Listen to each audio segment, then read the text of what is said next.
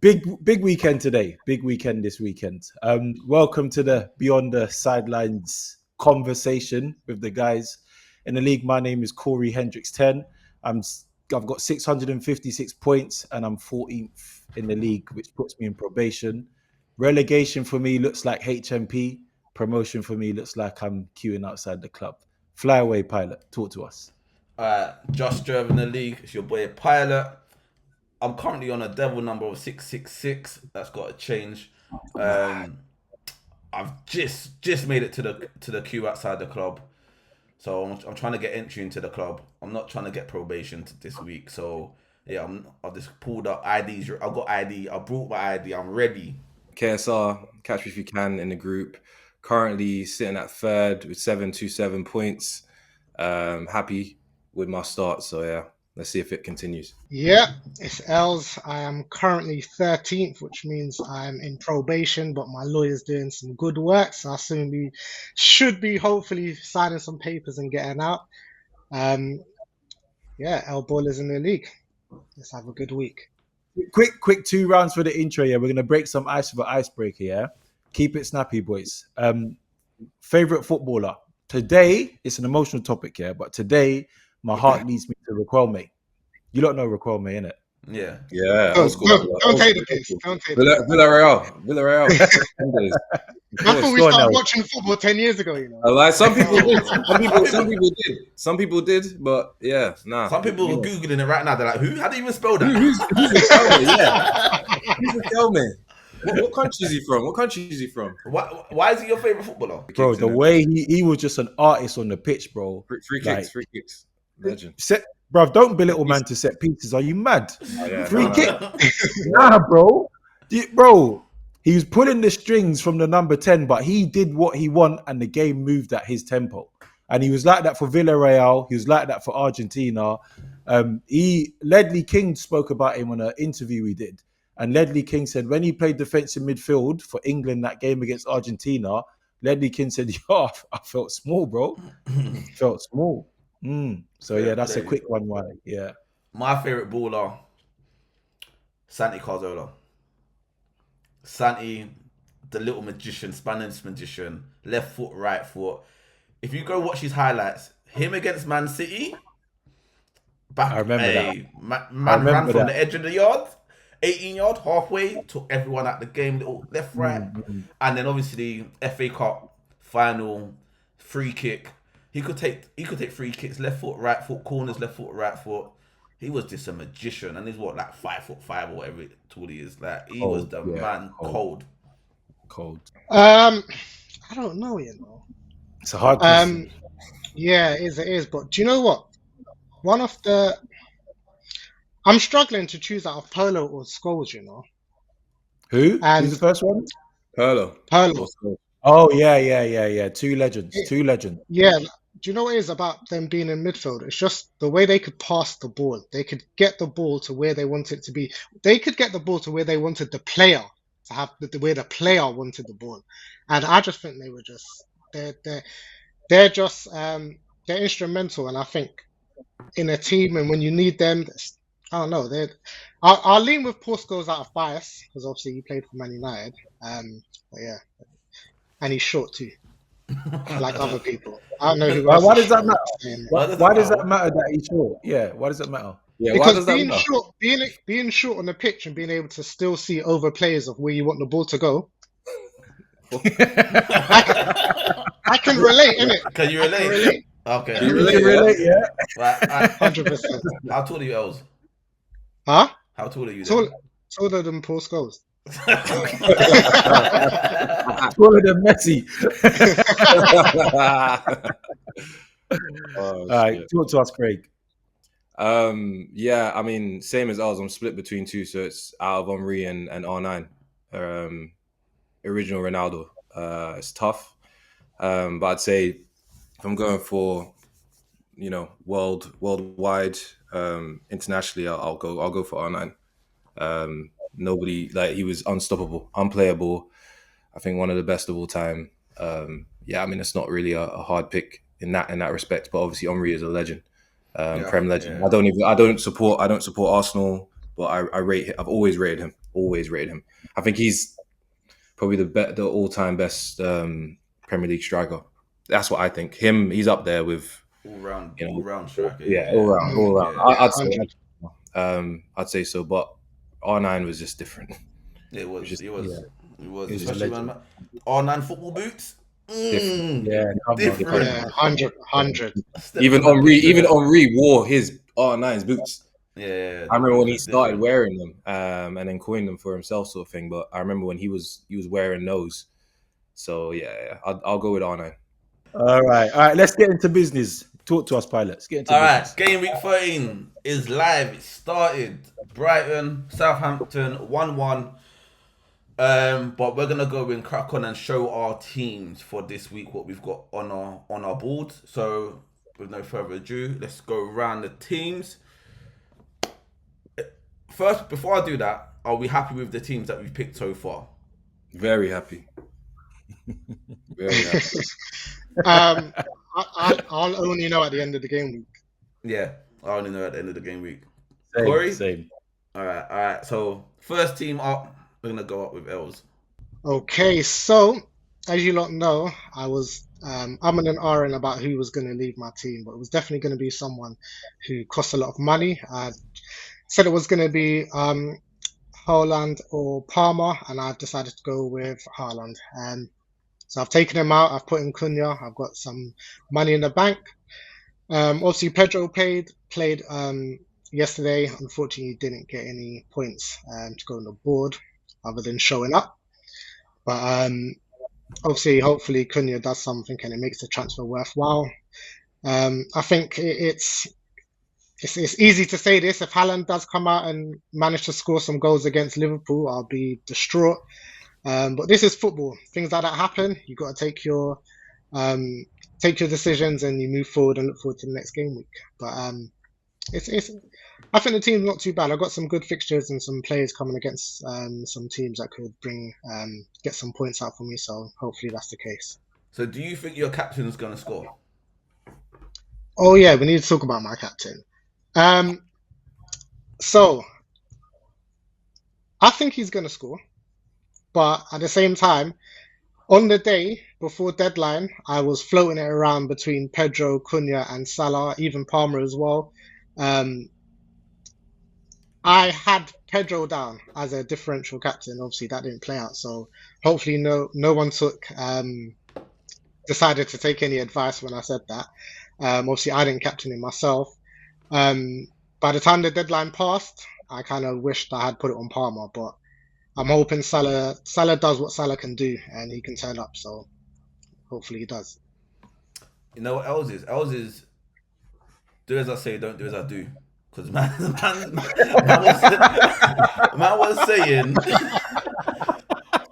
was saying João Pedro. Man was saying Pedro. Pedro. Screaming. Let me state my case on that one. Bear in mind, I didn't say you should captain him. I said he's a differential captain. See, man, come with technicalities with Yeah, the language. innit? You got people that followed that information. No, I almost followed it myself. I'm glad I did. If you're in the community and you listen to Els, please let us know. Innit? Like, hit him up. Firstly, I want to issue a message to any fans of this team that might potentially be out there in whatever made-up virtual universe that I live in. We're going through a process at the moment, guys, yeah? So just trust the process. When it gets to January, this team will rise up. It's going to be a bit of pain, but we'll get there. All right, let's talk business now. I had a striking dilemma, and Delap had to go. And I had a choice of Pedro, Cunha, and Wissa. And I went for Pedro on the basis that he's had 2 good games and there's still space in that form window to catch him. He had other ideas. The funny thing is, I said in the group here, I said, we're due a spin. And the spin came. Brighton 1-0 with Southampton. I also took a -4, boys, which I said something I'm not going to do, but I thought about it. And I said, right, someone in this team is not going to show up for work. And I just looked at City, Liverpool, Rico Lewis. I said, he's not going to get points. And I just, listen, I'm an Arsenal fan. It pains me to put a Tottenham person in here, but at the end of the day, it's not personal, it's business. And so Porro was my -4. So he needs to deliver. A great result, Tottenham Fulham, will be Tottenham gets smashed 7-3, and Porro has a goal assist contribution to those 3 goals. As for captaincy, I stuck to what I said, unlike certain people in the conversation. I said, Liverpool smell blood, and I'm standing by that. Mighty Mo, go and do what you need to do against City and enjoy. So why couldn't you just put Rico Lewis on the bench? Nah, because Konsa made it in my team. Kanate, he got injured, didn't he? He's a doubt. Oh yeah, so I needed to take action. So do you not think Chelsea's going to score against Villa?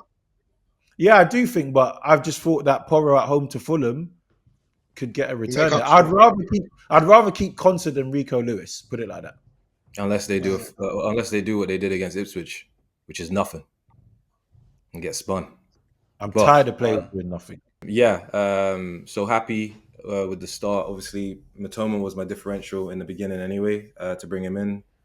And I thought Southampton, either obviously my thinking was Pedro Welbeck or Matoma were going to do something. And I could afford him, so I brought him in.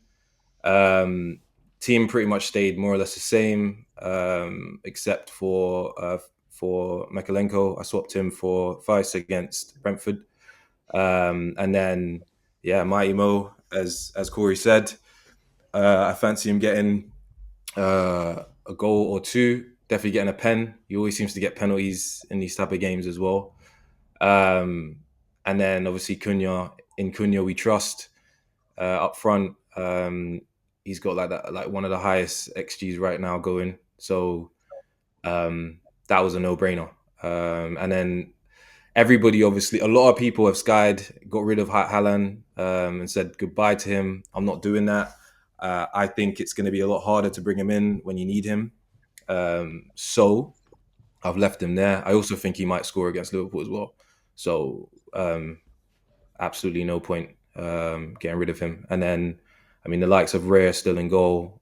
West Ham at home can't seem to handle playing at their own stadium. And Arsenal I think they're picking up form now and are solid. So, yeah, pretty much the same team except for Matoma, and I'm happy with that. Want to Cunha as your captain? You man throwing that for tips and No, we're going with it, You man are sick. You lot are sickos trying to jeopardize the community, man. I know, blood. Listen. From my perspective, a differential captain don't mean it's the captain you're going to run with, innit? It's an option. Okay. It is. And he's my vice captain. You ain't even got Pedro at all, though. You weren't an option. Have you got Pedro? Yeah. What, in my team? What, striker? Yeah. Is he vice captain? I can't have him as a midfielder. Is he vice captain? Is he vice captain or captain? Nothing. I think it's irrelevant because Salah's playing, so it doesn't matter who you vice. Right. This team here, I'm gonna take a leaf out of Corey's book and say trust the process. Like, I can't be taking hella minuses, so we're gonna just trust the process on this one. I was gonna take a -4, but I had two subs, 2 transfers, so I thought let's just hold it at. Obviously, I need to get Saka in the team. This guy, his goal, assist, contributions are crazy, so you got to have him in the team. Haaland, I think Pep's got them in the dugs, in the digs, in the dirt. So they're gonna come out and I think he's gonna score 1. I don't think Mighty Mo's gonna score more than 1. I think it'd be like a 2-1 to Liverpool. Mo getting 1 goal, maybe a penalty. But I think Haaland scoring, and like Craig said, if you take him out and you use that money, it's going to be hard for you to put him back in. And we always know Man City after January, they don't lose games. Like, they don't lose games already. So I know December's a lot of games still, but I think City, yeah. Obviously, Saka, captain. I'll do as I say, unlike the rest. A mad, you know what I'm saying? A mad get mad. We're gonna say that, and I don't know why Johnson's in my vice. I don't know. If that this because if Saka. You're a fan of Johnson. You said that. You said that already. I am a fan of Johnson. But yeah, I think Newcastle, West Ham last week, they didn't score. They didn't look like scoring. So I think Crystal Palace might hold a clean sheet. Got Sanchez in. So yeah, we'll see, man. I've got Havertz. This is Havertz's last game. So like the P45 is ready, printed out. So if he doesn't score this week, yo, P40, I'm gonna call him into the office and say, yo, Havertz, I've got a word for you. Let's go. But what's that noise? Oh, one sec. If it's not technical difficulty, it's a doorbell. I don't know. Oh, Doorbells, man, doing Uber Eats or whatever it is. But yeah, no, I think I'm happy with my team. I think the next change, if Havertz don't score, Jackson's coming in for Havertz. And then I think, because I don't have no Chelsea players, so I've got a Liverpool player. Yeah, so I think Jackson will be the next. That makes sense anyway, because they got a very fruitful December and January period still. Yeah, I think. But like, I can't listen to Corey last week about Odegaard being the playmaker and Havertz might thrive off it. So I'm gonna give him 1 week, 90 minutes. Let's see. He scored on a week. He scored on a midweek. So let's see. Yeah. But yeah. So that's the teams. That's the teams. What are we saying? This is so funny, bro. Just L's not being there, bro. That was. By the way, people, we are professional establishment, but you know, sometimes these things happen. I'm gonna do a compilation of L's mishaps. Yes. I'm gonna do a compilation of L's mishaps and I say, yo, well gone, because man's missing. But I don't know what to expect from the game week this week. I think City vs Liverpool. I think that's going to be a telling game. Yeah. Telling game. I just think a lot of people think it could be a mad game. It's probably going to just be one of those games that like ends in a draw or something like that. Maybe Salah and Haaland both score or maybe neither score. Maybe like it's an odd person that scores like a stone. Gakpo after I sold him. Gakpo scores after I sold him. He probably will. That's what I mean. That or like a Curtis Jones or something scores, and then that's it. Oh, nice of you to pop in, Els. Els, what's going on? Here. Nice to see you first time today. How's the man been? It's been a while. But yeah, I think. Hey, Tyler, this whole thing with Haaland, yeah. People like you. You lot are like those guys, yeah, who has a girl and she's just not changing. Be like, I'll give her another chance. And then the funny thing about you is we know you've got this on and off thing going on with Jackson. So maybe things ain't doing it. I'm gonna go back to the old ex. I'm gonna spin the block. Jackson. Yeah, you're always gonna go back to Jackson. Always gonna go back to Jackson. You know when holding a candle. We can say that, holding a candle for Jackson. But you know what it is? You know when your heart's with someone, but they're not performing all the time. So you go with what's steady. But yeah, Haaland. I think Haaland, and the thing is not. But you're going to keep... Yeah. Now, do you know what he's going to do? He's going to keep Haaland and bring in Jackson anyway for Havertz. That's how he's going to keep that candle lit. He's going to be like, that's okay. I'll have them both. The main and the side. I'll have them both.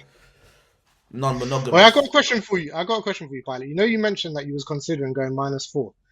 Who was you thinking about doing that for? Havertz for Jackson. You know what? Of course. But no, or Cunha. But then I'm thinking everyone's gonna. I listened to Corey again actually because he made sense. Cunha's hit a good 4-game run. He's gonna blank soon. His engine might tire this game. You never know. Or people might latch on and start defending and tactics for Cunha. Thing is, the problem with that though, is everybody who's bringing him in, which is most people now in our group. If he does something now, then the people that don't have him, that gap is just going to get bigger and bigger. So do you get him in just to, that's what I mean. Do you get him in to just kind of keep up with everyone and then change later when everybody else does to someone else you want, or do you keep him? What do you do? Or do you bring in someone else who everybody doesn't have who will perform? Like who? Wissa. Wait there. Is your, what's that? Wait. Els, we can't hear you, bro. Wait, Els, talk.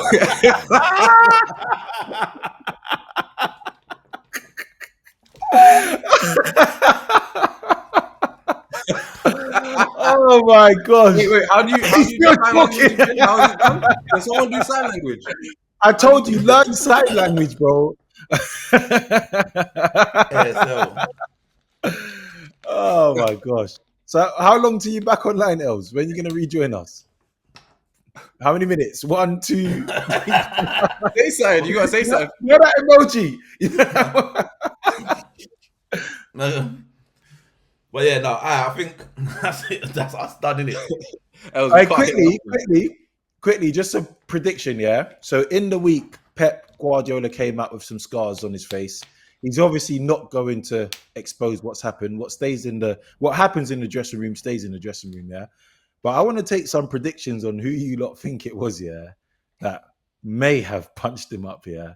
So let's start with people whose mics are working first. Craig. Wait, you actually think he got punched up? You don't believe he scratched himself? I think he scratched. I don't think anyone hit him or something. I don't think so. I think it would have. It's a weird kind of attack as well. Think about it. Like, how's man gonna grab his head and scratch on his head? Like, they would have been fighting. Like, they would have been boxing each other or. But he sits like this all the time. So I don't know how that fight would have occurred. Like how it transitions. Like, well, Beckham got a boot to the eye, no? The change room can be. That's like he kicked it, right? It hit him in the face. But like, if someone's gonna fight someone, even if they're gonna hold each other or something, like who's grabbing his head? Unless it was like a lot of them, and it was just bad, just trying to scratch him or do something.